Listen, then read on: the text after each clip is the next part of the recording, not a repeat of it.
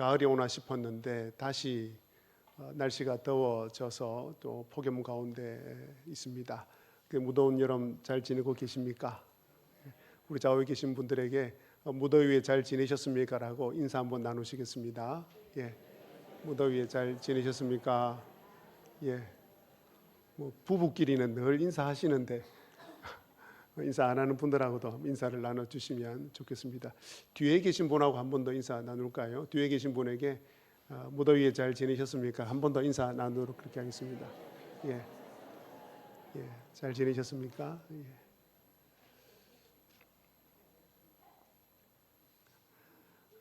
감사합니다. 오늘 말씀은 이스라엘 백성들의 구원에 관한 말씀입니다. 그럼 나와는 상관없겠구나라는 것이 아니라 나의 구원과 연결되는 말씀이기 때문에 잘 들어보시기를 바랍니다. 이스라엘 백성들은 다른 어떤 백성들보다 예수님을 믿을 수 있는 특권을 많이 받았습니다. 구원의 문 앞에 누구보다도 가까이 와 있었습니다. 하지만 그들은 율법으로 의롭게 될 수 있다고 믿었습니다. 바울 당시뿐 아니라 지금까지도 유대인들은 율법을 지켜서 의롭게 되려고 합니다. 예수님을 믿음으로 말미암아 의롭게 되는 이 진리를 거절합니다. 그래서 바울 당시도 그렇고 지금도 그렇고 많은 유대인들이 구원을 받지 못하고 있습니다. 바울 사도는 이것에 대해서 하나님이 신실하지 못하다거나 하나님이 불의하다거나 그렇게 하나님 탓으로 돌려서는 안 된다고 말합니다. 오히려 바울 사도는 하나님께서 이스라엘 백성들을 돌아오도록 하기 위하여서 끊임없이 손을 내밀었지만 이스라엘 백성들이 순종하지 아니하고 완강히 거부했다고 말합니다. 로마서 10장 21절 말씀입니다. 이스라엘에 대하여 이르되 순종하지 아니하고 그슬로 말하는 백성에게 내가, 여기 내가는 하나님을 말합니다. 내가 종일 내 손을 벌렸노라 하였느니라. 하나님께서 이스라엘 백성들에게 끊임없이 손을 벌렸지만 이스라엘 백성들은 순종하지 아니하고 하나님의 말씀에 대해서 거슬러 말을 했습니다. 자, 그렇다면 예수님을 이렇게 거부한 이스라엘 백성들은 더 이상 희망이 없는 것일까요? 구원을 받을 수 없는 것일까요? 하나님께서 이스라엘 백성을 완전히 버리셨을까요? 바울 사도는 아니라고 말합니다. 1절 말씀입니다. 그러므로 내가 말하노니 하나님이 자기 백성을 버리셨느냐? 그럴 수 없느니라. 바울 사도는 그럴 수 없다는 것, 하나님께서 자기 백성을 버리지 않았다는 것을 네 가지 증거를 통해서 설명을 합니다. 첫 번째, 개인적 증거입니다. 1절 하반절 말씀입니다. 나도 이스라엘인이요 아브라함의 씨에서 난 자요 베냐민 지파라 라고 합니다. 즉 무슨 말입니까? 바울 자신을 보면 하나님께서 유대인을 버리지 않았다는 것을 알게 될 것이라는 말입니다. 그러면서 바울 자신이 어떻게 자신을 소개합니까? 나는 이스라엘인이요. 무슨 말입니까? 이스라엘 사람과 같이 자신 역시도 예수님을 거절한 사람이라는 것입니다. 여러분들이 알다시피 바울 사도는 예수님을 거절하는 수준이 아니라 예수님을 믿는 사람을 잡아 죽일 정도로 핍박하던 사람이었습니다. 또 바울은 어떻게 자신을 이야기합니까? 자신은 아브라함의 자손이고 베냐민 지파 출신이라고 이야기합니다. 이 말이 갖는 뜻은 정통 유대인이라는 것입니다. 도무지 예수님을 믿을 수 없는 사람에 속했다는 것입니다. 이런 자신이 예수님을 믿고 구원을 받았다면 다른 유대인들보다 훨씬 더 예수님을 믿기 힘들고 예수님을 대적했던 바울 자신이 예수님을 믿었다면 다른 유대인들을 버리실 리가 없다는 것입니다. 두 번째 신학적인 증거를 듭니다. 2절 상반절에 하나님이 그 미리 아신 자기 백성을 버리지 아니하셨나니, 하나님이 그 미리 아신 자기 백성을 버리지 아니하셨나니. 이스라엘 백성은 하나님께서 미리 아신 백성입니다. 그래서 하나님께서 택한 백성입니다. 하나님께서 이스라엘 백성과 언약을 맺었습니다. 그 언약을 맺으면서 결코 이 언약을 깨뜨리지 않겠노라고, 이 언약을 깨뜨린다는 것은 하나님이 신실하지 못하다, 하나님이 참 하나님이 아니라는 증거를 보여주시면서 이스라엘 백성들하고 이 언약을 맺습니다. 하나님께서 맺은 언약이기 때문에 결코 이 언약이 깨뜨려질 수 없다는 것입니다. 그래서 이스라엘 백성은 결코 버림을 당하지 않을 것이라고 말합니다.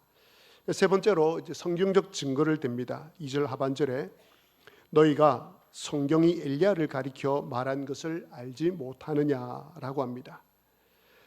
여러분도 아시듯이 엘리야는 북이스라엘 왕 아합 시대의 선지자입니다. 아합 왕은 바알 숭배를 북이스라엘에 들여온 왕입니다. 게다가 아주 악한 왕입니다. 그때 엘리야가 바알을 숭배하는 선지자들과 영적 전쟁을 합니다. 제단을 쌓아놓고 하늘에서 불을 내려서 이 제단에 있는 제물을 불태우는 그 신이 진짜 신이다. 우리 한번 내기를 하자. 너희들이 믿는 바알이 진짜 신인지 내가 믿는 하나님이 진짜 신인지 한번 내기를 하자라고 합니다. 이 영적 전투에서 누가 이깁니까? 엘리야가 이깁니다. 자, 그런데 이 엘리야를 아합의 왕 이세벨이 죽이려고 합니다. 아합의 왕 아내 이세벨은 이방 여인이었는데 이 이세벨이 아합보다 훨씬 더 잔인합니다. 이렇게 탁월한 능력을 가지고 있는 엘리야를 죽이려고 합니다. 엘리야가 얼마나 무서웠으면 도망을 갑니다. 그리고 멀리 도망을 가서 동굴에 숨어서 하나님께 이렇게 이야기합니다. 그것이 오늘 3절 말씀입니다. 주여, 그들이 주의 선지자들을 죽였으며 주의 제단들을 헐어버렸고 나만 남았는데 내 목숨도 찼나이다. 자, 그러자 하나님께서 엘리야에게 대답을 해주시는데 그 대답이 오늘 본문 4절 말씀입니다. 하나님께서 말씀하십니다. 내가 나를 위하여 바알에게 무릎을 꿇지 아니한 사람 7,000명을 남겨두었다. 이 말씀을 통해서 우리는 아합 당시에 이스라엘 전체가 바알 우상으로 물들었지만 모든 백성 전부가 다 바알을 숭배한 것이 아님을 알 수 있습니다. 바알에게 한 번도 무릎 꿇지 아니한 7,000명이 있었는데 하나님께서 이들을 남겨두셨다라고 말합니다. 이제 네 번째 현재적 증거입니다. 하나님께서 이스라엘 백성들을 버리셨느냐? 그럴 수 없느니라에 대한 네 번째 증거인데 현재적 증거입니다. 5절입니다. 그런즉 이와 같이 지금도 은혜로 택하심을 따라 남은 자가 있느니라 라고 이야기합니다. 바울 당시에 유대인들이었지만 하나님의 은혜로 택하심을 받아 예수님을 믿은 사람들이 있었습니다. 예수님의 12 사도들입니다. 그리고 예수님을 따르던 많은 제자들입니다.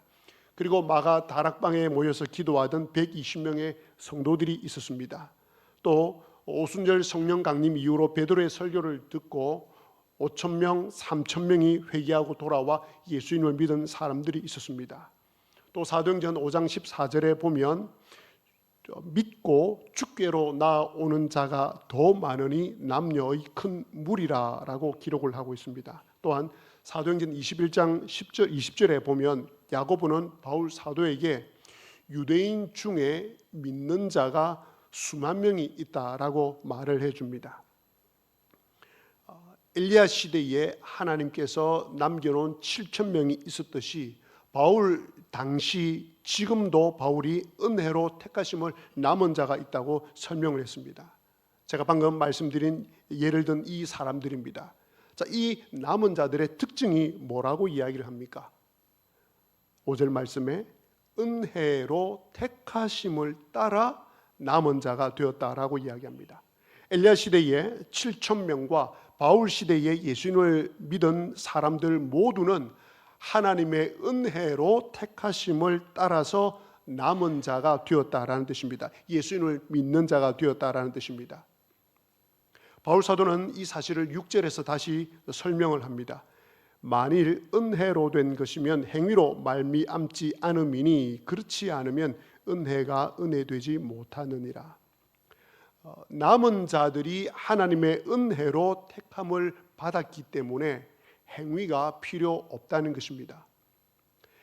엘리야 시대에 7천 명이 남아 있었습니다. 바알을 섬기지 않고 하나님을 섬기던 7천 명이 남아 있었습니다.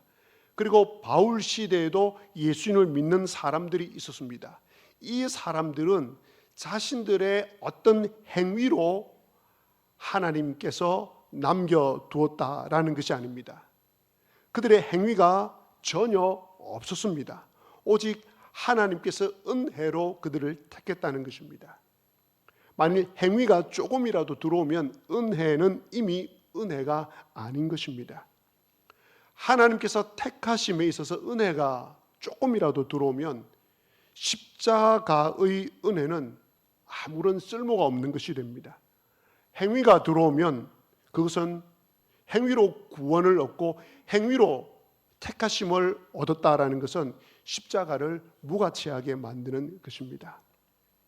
자, 그리고 나서 바울 사도는 이 은혜로 택하심을 따라 남은 자가 되었다는 이 원리를 유대인들의 구원에 적용을 합니다. 7절 말씀입니다. 그런즉 어떠하냐? 이스라엘이 구하는 그것을 얻지 못하고 오직 택하심을 입은 자가 얻었고 그 남은 자들은 우둔하여졌느니라. 7절을 보시면 이스라엘이 구하는 것을 얻지 못했다고 합니다. 이게 무슨 말입니까? 이스라엘 백성이 구하는 것, 즉 율법으로 말미암아 의롭게 되는 것을 말합니다. 이것을 그들은 얻지 못했다고 합니다. 대신 누가 얻었다고 합니까? 오직 택하심을 입은 자가 얻었다, 구원을 얻었다라고 이야기합니다. 택하심을 얻은 자들이 구원을 얻었고 그 남은 자들은 어떻게 되었다고요? 우둔하여졌다라고 이야기합니다. 여기에 이 우둔하여졌다라는 헬라 동사는 지금 우리가 쓰고 있는 개역개정인데 이 개역개정 전에 있던 개역 한글 성경과 그리고 세번역이라는 성경에는 완악하여졌느니라라고 번역을 하고 있습니다. 그래서 이 완악하여졌느니라가 좀 더 가까운 번역입니다. 자, 여기에 남은 자들, 즉 구원에 포함되지 않은 나머지 사람들이 완악하여졌다라고 이야기하는데 이 말의 뜻은 하나님께서 그들의 마음을 완악하게 했다라는 뜻이 아니라 완악한 마음을 그대로 두셨다, 그대로 놔두셨다라는 뜻입니다. 하나님께서는 하나님을 거부하고 말씀을 거부하고 예수님을 거부한 그들의 그 완악한 마음을 그대로 놔두셨다는 것입니다. 그들의 영적인 눈을 열어주지 않았다는 것입니다. 그것을 바울 사도는 8절에서 이렇게 기록합니다. 기록된 바 하나님이 오늘까지 그들에게 혼미한 심령과 보지 못할 눈과 듣지 못할 귀를 주셨다 함과 같으니라.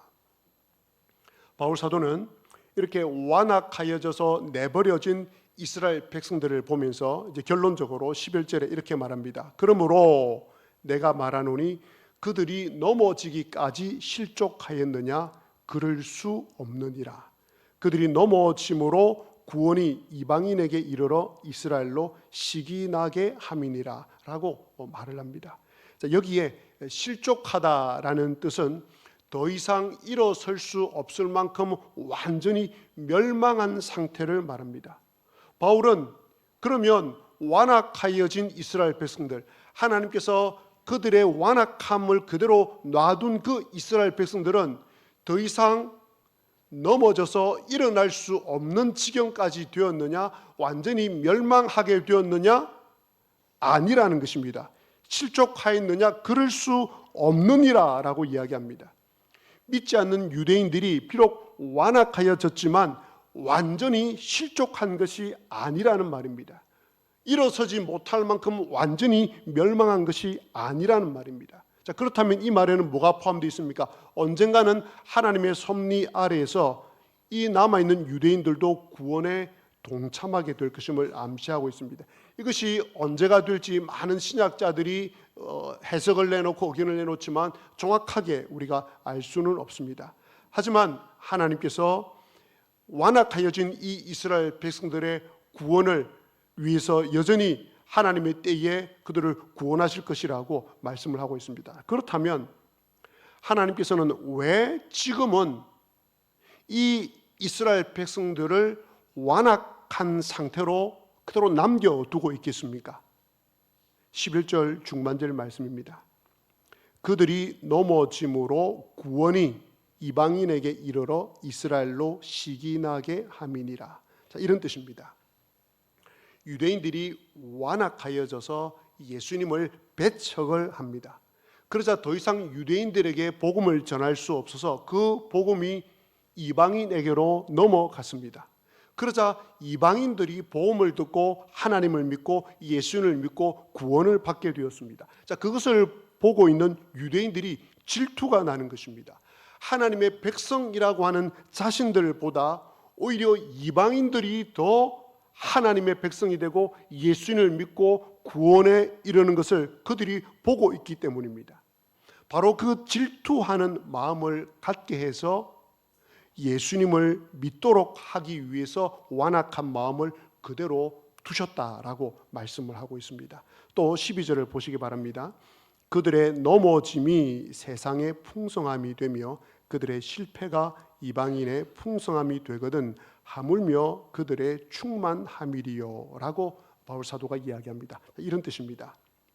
완악하여진 유대인들이 예수님을 거부한 것 때문에 누가 풍성함을 얻게 되었습니까?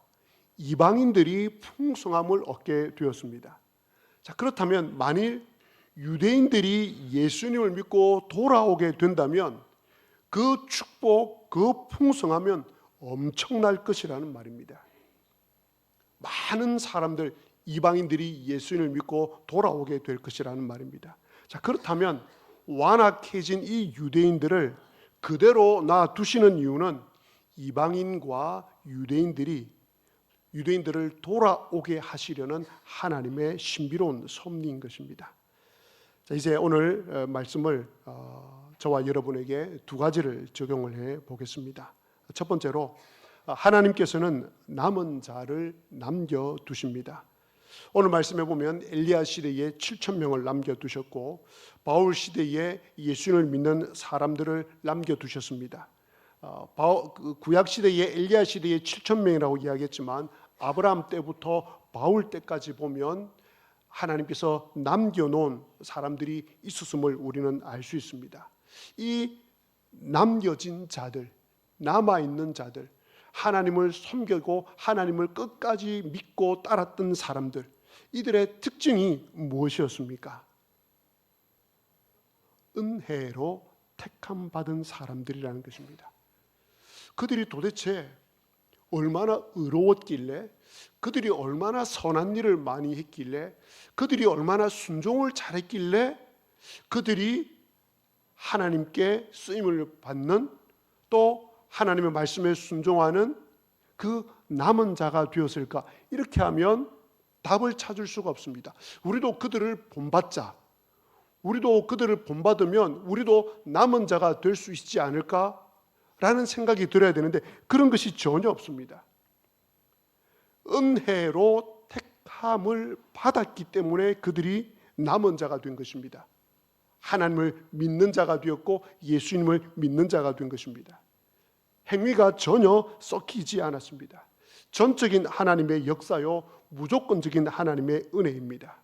이 무조건적인 하나님의 은혜를 믿음으로써 응답할 때에 택하심을 받을 수 있습니다. 요한복음에 나오는 편대로 거듭날 수 있습니다.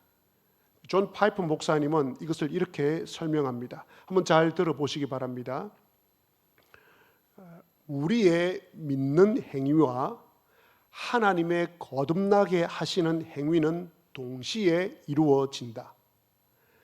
같은 순간에 하나님은 낳으시고 우리는 믿는다. 그리고 매우 중요한 사실이 있는데 하나님의 거듭나게 하시는 그 행위는 우리의 믿는 행위의 결정적 원인이 된다라고 이야기합니다. 우리가 내 의지를 가지고 하나님을 믿고 예수님을 믿는 것 같지만 그렇지 않다. 그렇지 않다고 말합니다. 하나님의 거듭나게 하시는 그 행위는 우리가 그 믿는 행위의 결정적 원인이라는 것입니다. 에베소서 말씀대로 죄와 허물로 죽었던 우리가 영적인 눈을 뜬다는 것은 불가능합니다. 죽은 사람이 눈을 뜬다는 것은 불가능합니다. 누군가가 눈을 뜨게 해 주어야 합니다. 죽은 나사로가 감옥에서 무덤에서 나올 수 있다는 것은 불가능합니다. 예수님께서 그 눈을 뜨게 해주셔서 살려주셔서 나오게 하셔야 합니다. 예수님의 그 말씀이 죽은 나사로가 나오는데 결정적 원인이 됩니다. 여러분들께서 내가 예수님을 믿었어 라고 할 때 그 믿음에는 하나님의 행위가 거듭나게 하시는 그 하나님의 일하심이 결정적 원인이라는 것입니다. 그러므로 여러분들께서 구원을 받게 된 것은 하나님의 주권적인 선택입니다. 오직 하나님의 은혜 때문입니다. 하나님께서 여러분들이 구원을 받을 수 있도록 모든 것을 제공해 주셨습니다.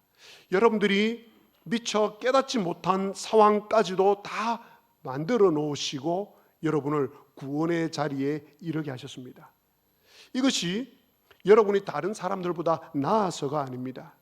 여러분의 공로나 선행 때문이 아닙니다. 하나님의 무조건적인 은혜입니다. 자, 그렇다면 여기서 아주 중요한 사실이 발견됩니다. 은혜로 택함을 받았기에 여러분의 삶이 어떠함에도 불구하고 하나님께서는 여러분의 구원을 끝까지 이루어 주십니다. 내 행위가 하나님의 구원의 조건이 되면 그 행위가 지속되지 못하면 나의 선하고 의로운 행위가 사라지거나 지속되지 못하면 나의 구원도 사라질 수 있지만 오직 은혜로 택함을 받으셨기에 나의 구원 역시도 하나님의 은혜로 끝까지 이루어진다는 사실입니다. 둘째로 하나님의 역사하시는 방법은 신비롭다는 것입니다. 예상할 수 없이 기묘하다는 것입니다. 저와 여러분의 이성과 판단을 모두 뛰어넘습니다. 저와 여러분이 가진 식견과 미래 예측을 총동원하여서 하나님 어떻게 그렇게 하실 수 있습니까? 하나님 이렇게 하셔야 되지 않나요? 라는 해결책대로 하나님께서는 역사하지 않습니다. 정말 파격적으로 역사하십니다. 어느 정도인 줄 아십니까? 이방인들이 구원의 문 안으로 들어오도록 하기 위하여서 이 일을 위하여서 하나님께서는 당신이 택한 이스라엘 백성의 완악한 마음을 그대로 놔두시기까지 할 정도입니다. 내가 택한 이스라엘 백성의 그 완악해진 마음을 그대로 놔두시면서까지 이방인을 구원의 문 안으로 들어오게 하시는 것이 하나님의 섭리이고 하나님의 역사입니다. 도무지 이해할 수가 없습니다. 왜 그렇게 하시죠?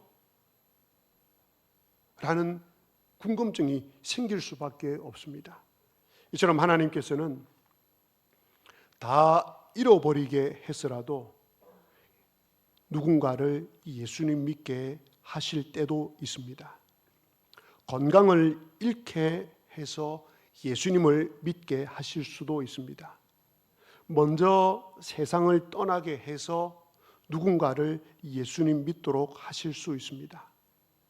여러분의 생업과 여러분의 경제적인 일들과 여러분의 자녀에 대해서 여러 가지 크고 작은 어려움들이 있을 때에 여러분들은 동전 한 입에 해당되는 그런 역사가 하나님의 기적이 일어나기를 바랍니다. 하지만 하나님께서는 그것을 주시지 않을 때도 있습니다. 물론 그 동전 한 입에 해당되는 은혜를 안 주시는 것은 아닙니다. 하지만 종종 하나님께서는 그 동전 한 입에 해당되는 은혜를 주시지 않으면서 내 가정과 생업과 내 자녀의 문제를 그대로 힘들게 놔두시면서 더 큰 것을 준비하고 계십니다. 그것이 무엇입니까? 12절에 나오는 이 풍성함입니다. 유대인들의 넘어짐과 실패를 통해서 세상을 풍성하게 하신다라고 주님께서 말씀하십니다. 그렇다면 유대인들, 택하신 그 유대인들, 누구보다도 하나님께서 사랑하셨던 그 유대인들의 넘어짐과 실패, 완악해진 상태로 그대로 놔둠을 통해서 세상을 풍성하게 하신 그 하나님이시라면 그 하나님께서는 여러분의 삶에 이해할 수 없는 넘어짐과 실패를 통해서 여러분을 풍성하게 해 주실 것입니다. 사랑하는 교우 여러분, 오늘 말씀에서 이스라엘 백성들의 실패와 완악함 속에서도 여전히 일하시는 하나님의 신실하심을 우리는 보았습니다. 하나님은 당신의 백성을 끝까지 버리지 아니하신다고 하셨습니다. 은혜로 택하신 자들을 끝까지 붙드시고 넘어짐마저도 더 큰 풍성함을 이루는 도구로 사용을 하셨습니다. 여러분의 삶에도 넘어짐과 실패가 있었을 것입니다. 어쩌면 지금 여러분 가운데 이 넘어짐과 실패 가운데 있는 분도 있을 것입니다. 그러나 그것이 끝이 아님을 기억하시기를 바랍니다. 하나님께서는 그것을 통해서 더 풍성한 은혜와 더 놀라운 구원의 열매를 준비하고 계십니다. 우리가 이해할 수 없는 길이라 할지라도 하나님께서 그 길을 걸어가게 하시는데 결국에는 그것을 통해서 우리에게 구원의 기쁨과 풍성한 은혜를 주실 것입니다. 그러므로 은혜로 택하심을 받은 자답게 끝까지 믿음의 길을 걸어가시기를 바랍니다. 하나님께서는 여러분을 결코 버리지 아니하시며 넘어짐까지도 사용하셔서 더 큰 은혜와 더 큰 풍성함으로 채워주실 것입니다. 기도하시겠습니다.